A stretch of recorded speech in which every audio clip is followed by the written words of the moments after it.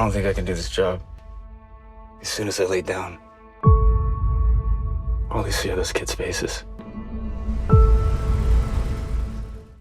Sound of Freedom successfully made my heart wrench. It was one difficult watch that had me crying my stomach sick, but where it failed was its ability to transcribe the story into a cinematic narrative. Based on a true story, Tim Ballard, a former government agent, embarks on a journey through South America to rescue children from child traffickers. Sound of Freedom is definitely a powerful watch, and will surely leave an impact on a lot of viewers. It will most likely skew your view of the world, and probably make you depressed for the rest of the day. As you realize right this second as you're watching my video, a child is suffering from this monstrosity that no words can ever be used to describe. The message from this film is loud and clear, and one you won't forget anytime soon. Sound of Freedom seems to play out more like a documentary than a film. This is no thriller, this is no action movie. There really isn't any intense scenes. It feels very grounded and realistic, and in that aspect the film succeeds. But that is also where the film suffers. It was so focused on trying to state the facts and giving out statements and statistics that it forgot it was a film, making it unfortunately at times a little tiring to watch. Let's start with what I like about the film. The film stars Jesus himself, aka Jim Caviezel, who plays Tim Ballard. He is great. He is calm and cool-headed. Although he stays composed throughout the film, you can't help but feel that he's on the verge of breaking down in every frame. Honestly, I would too.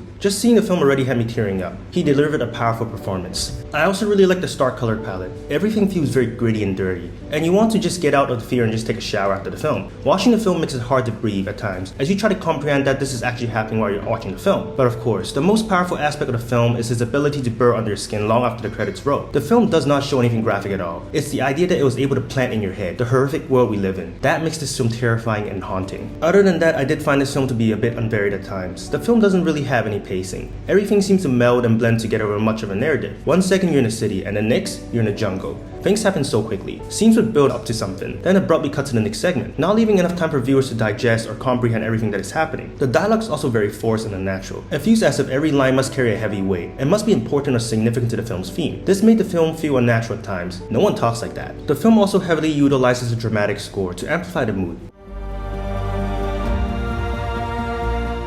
Yes, it is haunting, but when you remove the score, would the message be as powerful though? It's as if the film heavily relied on the score to make viewers uncomfortable. As I said, Sound of Freedom is not a cinematic experience. It plays out more like a documentary. At the end of the film, Jim Caviezel comes out with a special message, asking audience members to spread it and talk about the film with others so more people can see it. At the end of the day, the message is definitely there, but I really do believe that if Sound of Freedom had focused slightly more on making it a film, instead of solely trying to deliver its message, it would have reached an even wider audience. Sound of Freedom is not boring. It just doesn't feel like a film, but the film's ability to convey its darker subject and shake you to the core is enough for viewers to give it a watch. Just be ready to have your world completely turned upside down as you walk out the theater. To say I like this film feels wrong, as I came out the cinema feeling sick. In that aspect, they succeeded.